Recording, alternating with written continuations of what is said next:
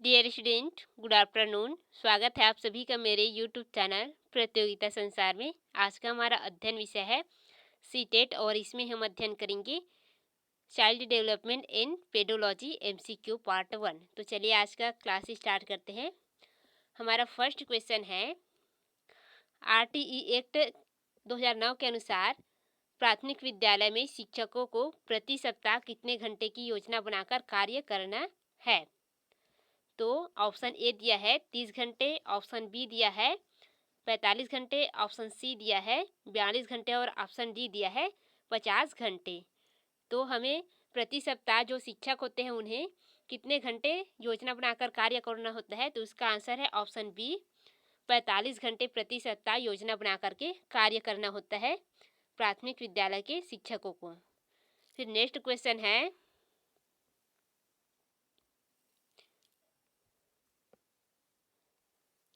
शिक्षा का अधिकार अधिनियम 2009 में लागू नहीं है। यानी कि इसमें से कौन सा ऑप्शन है जो शिक्षा के अधिकार 2009 के अधिनियम में नहीं है। ऑप्शन ए है निःशक्त बच्चे, ऑप्शन बी है 6 से 14 वर्ष के बच्चे और ऑप्शन सी है 14 से 18 वर्ग के जो बच्चे हैं और इसके बाद है बच्चों की अनियमित उपस्थिति। तो इसका जो आंसर है वो है ऑप्शन सी, 14 से 18 वर्ग के जो आयु वर्ग के बच्चे हैं उनको शिक्षा का अधिकार अधिनियम 2009 में लागू नहीं होता है। फिर नेक्स्ट क्वेश्चन है, यदि आप कक्षा का बच्चा सी को डी और डी को सी लिखे पढ़े तो वह कौन से रोग से पीड़ित है। Option A malaria, option B dyslexia, option C filaria और ऑप्शन डी टाइफाइड। तो जो बच्चा सी को डी या डी को सी या ई को एफ या एफ को ई इस प्रकार से पढ़े लिखे तो वो बच्चा जो है वो डिफ्लेक्सिया के शिकार होते हैं, वो कुछ और को कुछ और समझते हैं। फिर नेक्स्ट क्वेश्चन है, वर्तमान में निःशक्त बच्चे की शिक्षा के लिए कहा गया है। क्या कहा गया है ये देखते हैं। ऑप्शन ए है समावेशी शिक्षा, ऑप्शन बी है विशेष शिक्षा, ऑप्शन सी है सांकेतिक शिक्षा और ऑप्शन डी है इनमें से कोई नहीं। तो इसका जो आंसर है वो है ऑप्शन ए, समावेशी शिक्षा को निःशक्त बच्चों के लिए प्रारंभ किया गया है। फिर नेक्स्ट क्वेश्चन है, राष्ट्रीय पाठ्य चर्चा की रूपरेखा 2005 के अनुसार गणित शिक्षा का मुख्य उद्देश्य क्या है। ऑप्शन ए है बच्चों को अंकगणित का ज्ञान देना, ऑप्शन बी है बच्चों में गणित के प्रति रुचि पैदा करना और ऑप्शन सी है बच्चों में तार्किक चिंता तथा समस्या समाधान योग्यता का विकास करना और ऑप्शन डी है बच्चों में संवेगात्मक विकास करना। तो राष्ट्रीय पाठ्य चर्चा की रूपरेखा बना हुआ है 2005 का, उसमें इसका उद्देश्य जो निर्धारित किया गया है वो है बच्चों में तार्किक चिंतन तथा समस्या समाधान की योग्यता का विकास करना है। फिर नेक्स्ट क्वेश्चन है,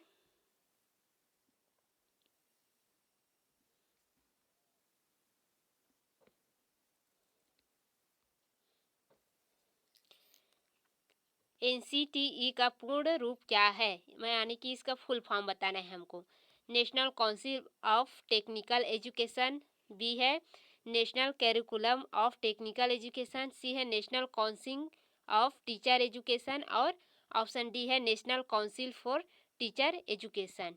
तो इसका जो फुल फॉर्म है वो है option C, National Council of Teacher Education इसका फुल फॉर्म है। फिर नेक्स्ट क्वेश्चन है, निम्न में से कौन सी मानसिक मंदता की विशेषता नहीं है। यानी कि मानसिक रूप से कम कम यानी कि मंद गति होना की विशेषता कौन सा नहीं है ये बताना है हमें। ऑप्शन ए है बुद्धि लब्धि यानी कि आईक्यू क्या 25 से 70% के मध्य होना, ऑप्शन बी है धीमी गति से सीखना एवं दैनिक जीवन की क्रियाओं को नहीं कर पाना, ऑप्शन सी है वातावरण के साथ अनुकूलन में कठिनाई होना और ऑप्शन डी है अंतर्वैयक्तिक संबंधों का कमजोर होना। तो इसमें आपकी मानसिक मंदता यानी कि मानसिक रूप से कमजोरी को बताना है। तो इसमें मानसिक रूप से कमजोर कौन होता है, डी वाला ऑप्शन, अंतर्वैयक्तिक संबंधों का कमजोर होना ये होता है। फिर नेक्स्ट क्वेश्चन है, निःशक्त बालकों की शिक्षा के लिए प्रावधान किया जा सकता है। ऑप्शन ए समावेशी शिक्षा द्वारा, ऑप्शन बी मुख्य धारा में डालकर, ऑप्शन सी समाकलन द्वारा और ऑप्शन डी इनमें से कोई नहीं। तो इसका जो आंसर है वो है ऑप्शन ए समावेशी शिक्षा द्वारा बालकों की शिक्षा का प्रावधान किया गया है। फिर नेक्स्ट जो क्वेश्चन है वो है प्रतिभाशाली होने का संकेत नहीं है। ऑप्शन ए रचनात्मक विचार, ऑप्शन बी दूसरों के साथ झगड़ना, ऑप्शन सी अभिव्यक्ति में नवीनता और ऑप्शन डी जिज्ञासा।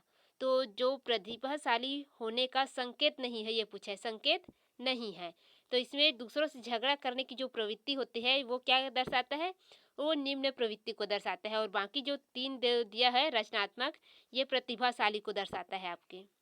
तो आपका इसमें आंसर क्या आ जाएगा, ऑप्शन बी है, जो कि क्या है, जो अच्छे स्टूडेंट या प्रतिभाशाली स्टूडेंट होने की विशेषता नहीं है। फिर नेक्स्ट क्वेश्चन है डिसलेक्सिया किससे संबंधित है। ऑप्शन ए मानसिक विकार से, ऑप्शन बी गणितीय विकार, ऑप्शन सी पठन विकार और ऑप्शन डी व्यवहार संबंधी विकार। तो जो डिसलेक्सिया है वो पठन संबंधित विकार है। इसमें क्या होता है, कोई भी बच्चा का को ब समझने लगता है या अ को ब समझने लगता है, इस प्रकार से उन्हें पठन में विकार होता है, इसको बोलते हैं डिसलेक्सिया। फिर नेक्स्ट क्वेश्चन है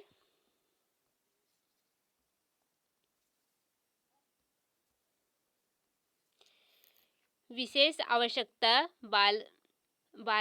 जो बालकों को शिक्षा उपलब्ध कराई जानी चाहिए, यानी कि वह बच्चों को शिक्षा उपलब्ध करानी चाहिए जो विशेष आवश्यकता वाले हों। जैसे कि ऑप्शन ए है अन्य सामान्य बालकों के साथ, ऑप्शन बी है विशेष विद्यालयों में विशेष बालकों के लिए विकसित पद्धतियों द्वारा, ऑप्शन सी विशेष विद्यालयों में, ऑप्शन डी है विशेष विद्यालय में विशेष अध्यापकों द्वारा।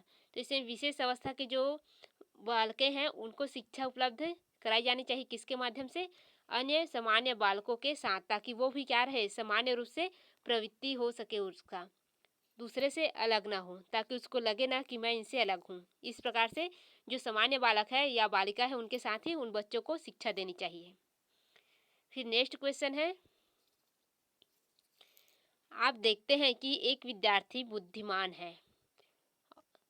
ऑप्शन ए में दिया है उसे सभी छात्रों के साथ संतुष्ट करेंगे, ऑप्शन बी उसे अतिरिक्त गृह कार्य नहीं देंगे, ऑप्शन सी वह जैसे अधिक प्रगति कर सकता है उसे वैसे ही अनुप्रेरित करेंगे, और ऑप्शन डी है उसके अभिभावकों को सूचित करेंगे कि वह बुद्धिमान है।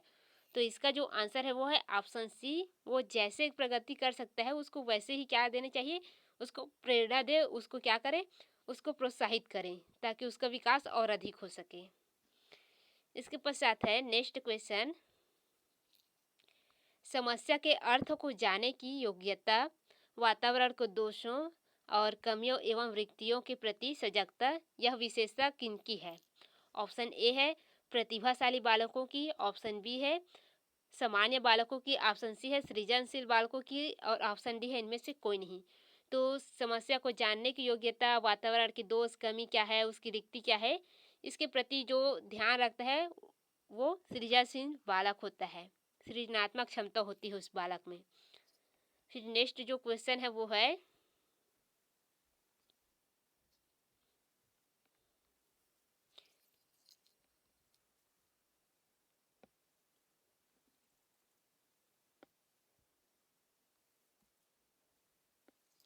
विशेष शिक्षा संबंधित है।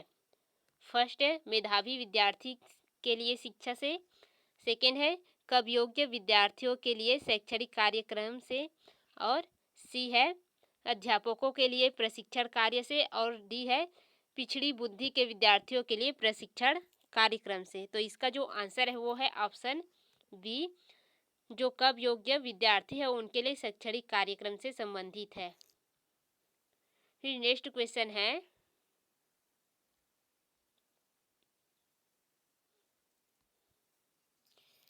असंगठित घर से आने वाला बालक सबसे अधिक कठिनाइयों का अनुभव करेगा।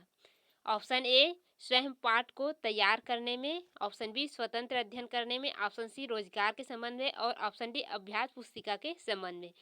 तो जो असंगठित घर है या जिसके घर में तनाव अधिक रहता है या कुछ प्रकार की समस्याएं होती है, घर में द्वेष क्लेश भावना हमेशा रहती है, उन घर के जो बच्चे होते हैं उनमें स्वतंत्रता से अध्ययन करने की जो क्षमता होती है या उससे जो मिलनी चाहिए, स्वतंत्रता से अध्ययन करने की जो उनको छूट मिलनी चाहिए, वो नहीं मिल पाता उनको।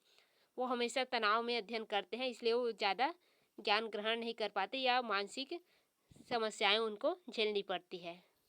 तो इसका ऑप्शन बी आंसर है। फिर नेक्स्ट क्वेश्चन है,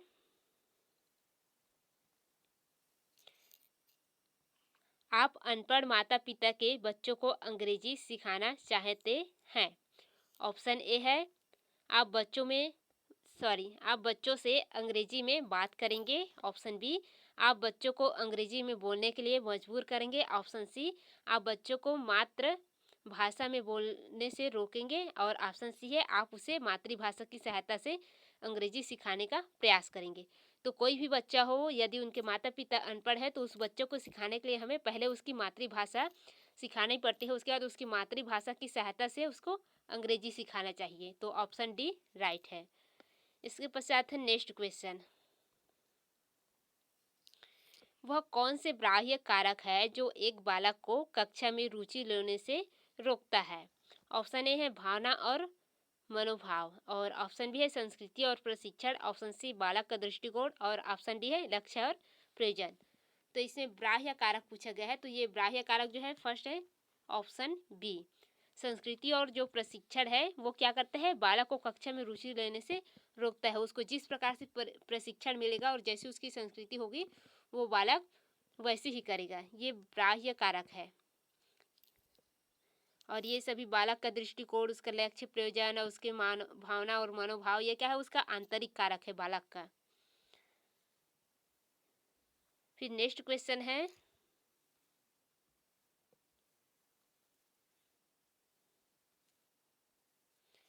कमजोर वर्ग के बालक से तात्पर्य है। ऑप्शन ए, ऐसे अभिभावकों के बालक से जिनकी वार्षिक आय कम है।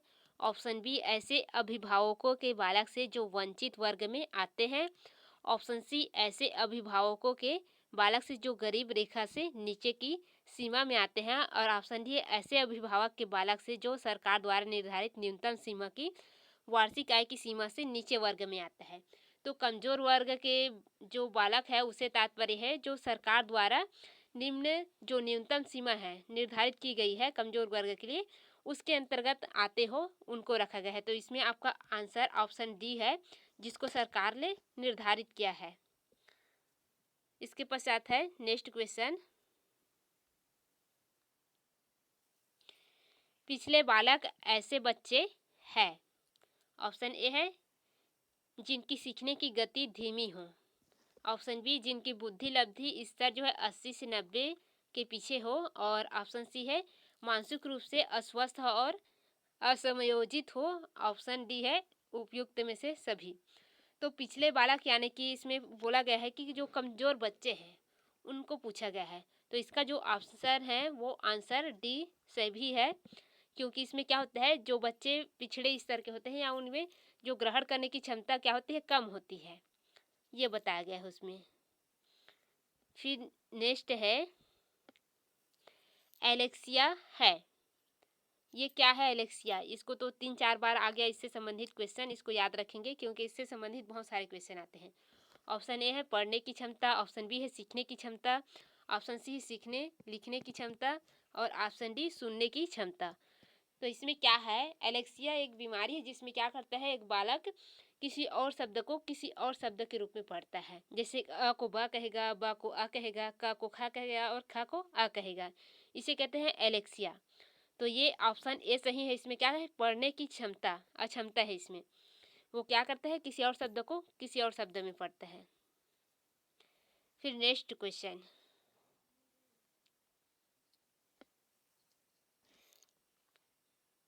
साइजोइड वर्ग में किस प्रकार के बालक आते हैं।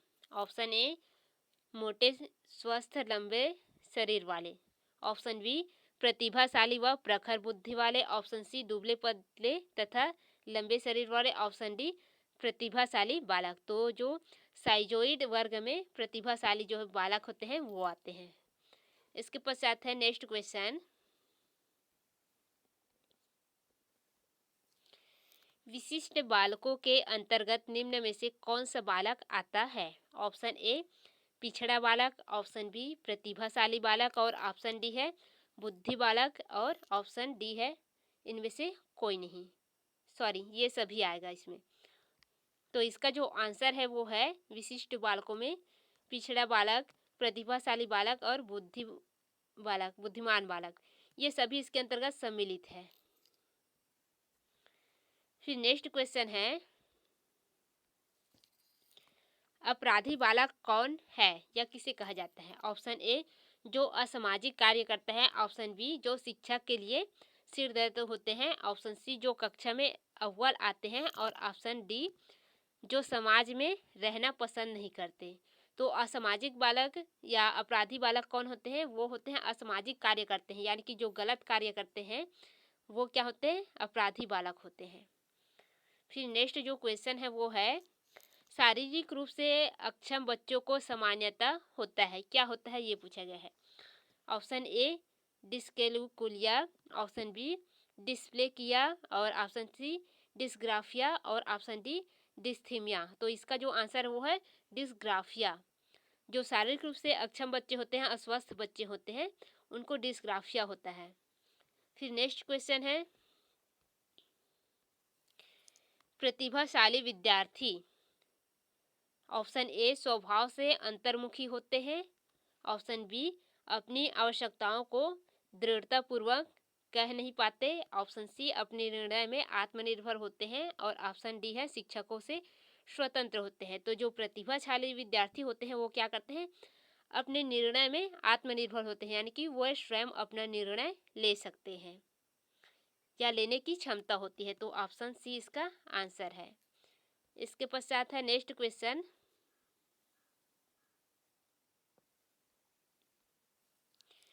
एक बच्चा जो खाली स्थान से ग्रस्त है वह क्या करता है? साव और वास एवं न्यूक्लियर और अनक्लियर में अंतर नहीं कर सकता, यानी कि साव कहेंगे और वास कहेंगे, इसमें क्या अंतर है बोलेंगे तो वो अंतर नहीं बता पाएगा। साव का मतलब क्या होता है? जबकि दिखाना, और वास का मतलब क्या होता है? ये हमारा वर्बल वर्ड है, ही वास सी वास, इस प्रकार से हम इसका प्रयोग करते हैं। ठीक है, तो ये इसमें क्या कर सकता है? इसको अंतर नहीं कर पाता है। और न्यूक्लियर क्या है और अनक्लियर क्या है इसको भी वो समझ नहीं पाता है। न्यूक्लियर क्या है? ये एक हमारा टेक्निकल वर्ड है, टेक्निकल के लिए प्रयोग होता है। और ये क्या है? अनक्लियर, यानी कि ये क्या है? हमारे क्लीनिंग से संबंधित है। तो इसमें वो अंतर नहीं कर पा रहा है, तो उसको क्या कहा जाता है? उस बच्चे को ये पूछा गया है। शब्द जल्बनिंग विकास, option B dyslexia, option C डिस्फार्मिनिया और ऑप्शन सी है डिसलेक्सिया। तो ये जो डिसलेक्सिया की बीमारी है इससे संबंधित वो क्या करता है? पढ़ने की अक्षमता होती है इसमें, डिसलेक्सिया में। फिर नेक्स्ट क्वेश्चन है,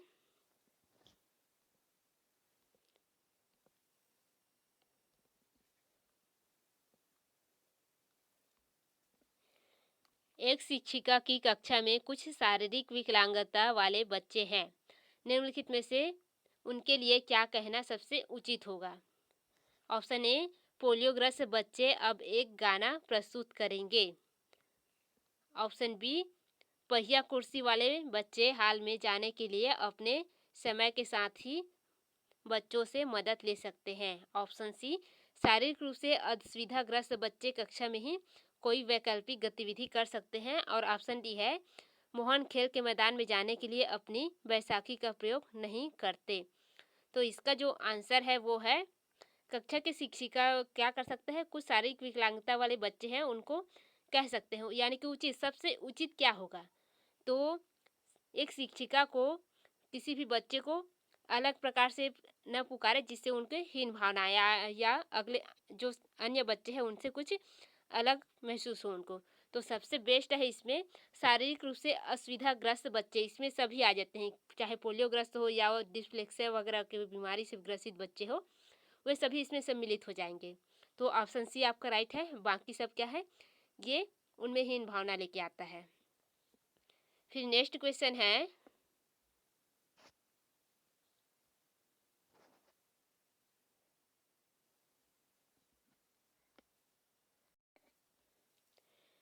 प्रतिभाशाली शिक्षार्थी को ऑप्शन ए अधिगम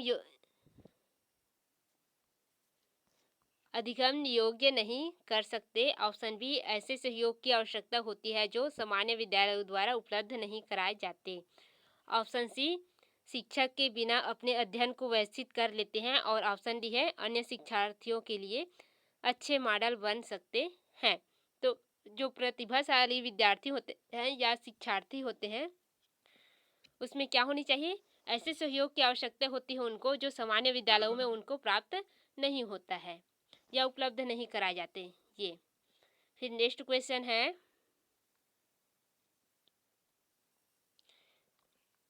खाली स्थान के कारण प्रतिभाशीलता होती है। ऑप्शन ए मनोसामाजिक कारक, ऑप्शन बी आनुवंशिक कारक, ऑप्शन सी वातावरण अभिप्रेरणा और ऑप्शन डी है बी सी दोनों। तो इसका जो आंसर होगा वो बी सी दोनों होगा, क्योंकि आनुवंशिक रचना और वातावरण अभिप्रेरणा दोनों के कारण प्रतिभाशीलता होती है। फिर नेक्स्ट क्वेश्चन है बच्चों में सीखने और सुनने के लिए अधिगम योग्य वातावरण के लिए निम्नलिखित में से कौन सा उपयुक्त है। ऑप्शन ए शिक्षार्थियों को यह छोड़ देना कि क्या सीखना है और कैसे सीखना है। ऑप्शन बी एक लंबे समय के लिए निष्कर्ष के रूप से सुनना। ऑप्शन सी निरंतर गृह कार्य देते रहना। और ऑप्शन डी है सीखने वाले द्वारा व्यक्तिगत कार्य कराना। तो इसमें ऑप्शन ए आपका राइट है। ये बच्चे के सीखने और सुनने के लिए शिक्षण योग्यता वातावरण के लिए सबसे उपयुक्त है, ऑप्शन ए जो है। और बाकी के तीन क्या है, उनके विकास में गतिरोध उत्पन्न करता है, बाधा पैदा करता है। तो आज के लिए इतना ही, आगे हम कल में अध्ययन करेंगे।